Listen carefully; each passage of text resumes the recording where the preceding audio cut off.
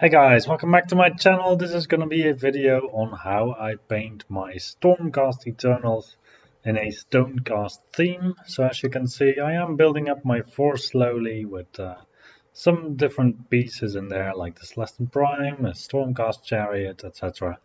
It's a very easy scheme to do, so I'll guide you through step by step with some pictures along the way. So these are some Vanguard Hunters that I've been painting. As you can see, these already have some green on them, and they have also been primed. So my procedure for this is that you start priming everything black. So from all angles, you just go over with a black primer. Then from the sides, you prime it brown, and then from the top, you prime it gray. So you get a lot of different surfaces where you get a gradient going from black to gray through brown.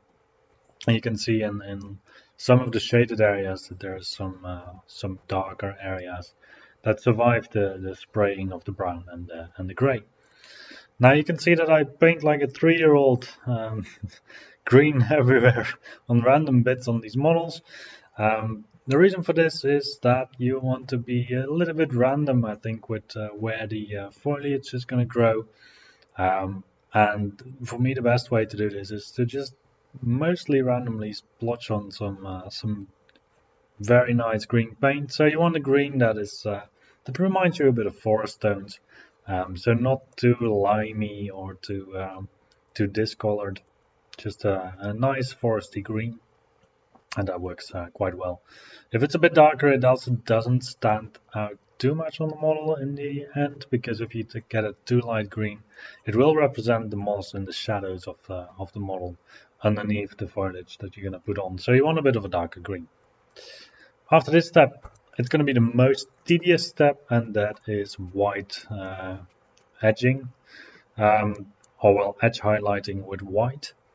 Yeah, you can do this basically with one pass, where you just take most of the edges. You don't have to be 100% crisp, mostly because they're going to be statues anyway, and well, statues also get like a lot of muck and stuff over them. So as you can see, I highlight just most of the edges in all of the models, and this is a bit more tedious than all the other stuff of the procedure.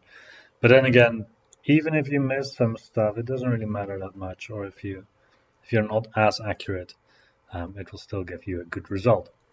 For your heroes, you can give them another pass with the white to make the white a little bit more intense or a little bit brighter than the other models, to make them stand out a little bit more.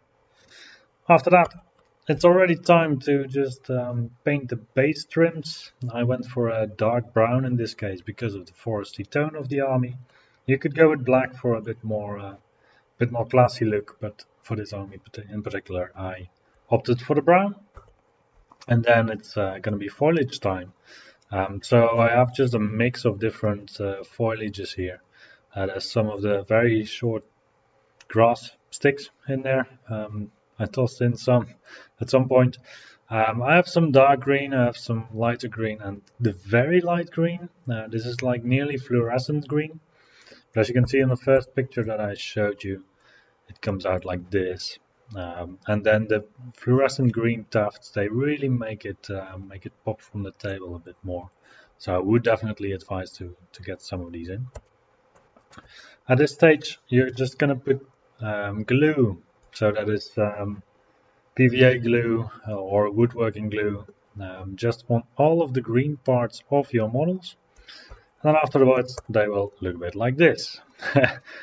So this basically looks like a 3-year-old has put tufts everywhere on your model.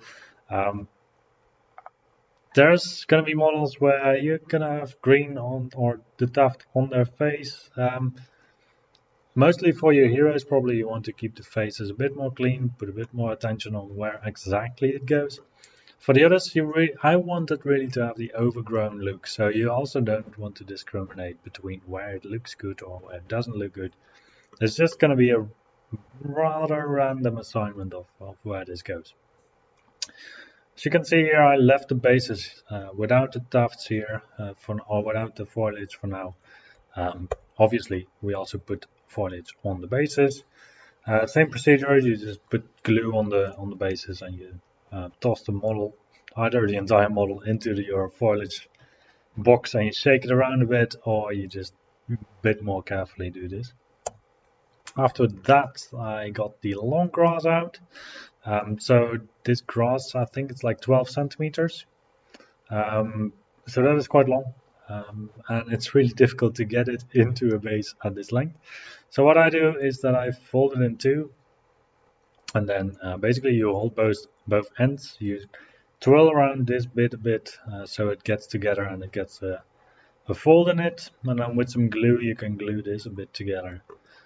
Doesn't have to be fully dry, it doesn't have to be very accurate, but with this what you can then do is you pull it through your base, through a hole that you can make with a hand drill. You pull it through the base, and then in the end you will get these nice, very long foliage tufts. Sometimes they're a little bit in the way of the model, depending on the angle, but this is mostly what they will look like. Then you get out your other tufts and basically you tuft it all over everywhere. Make sure to take also at least one color that contrasts a bit with the rest of the tones of your army for a little bit of variety. Anyway, also in the forest there's going to be a lot of different colors normally. So I took some orange flowers in this case. I also have some beige tufts. The beige tufts generally they don't really stand out that much, as you could see in the first picture. Like there's plenty of beige tufts in this picture, but they don't really stand out that much. And then after that, it is still time to put in some wood. This is a bit of an overlighted picture, but you can just get some wood from the garden or from anywhere where you have just some twigs. I did dry these in the oven to make them very crisp and to make them very easy to break. Because if you have a bit wet wood, you don't get these nice, very straight edges or very nice breakages in your wood. So I would just dry them in the oven, put them in the oven for an hour at 100 degrees or so. Most of the water will be out, and then they're going to be nice to put on your bases. So with that, you will end up over time with an army that looks a little bit like this.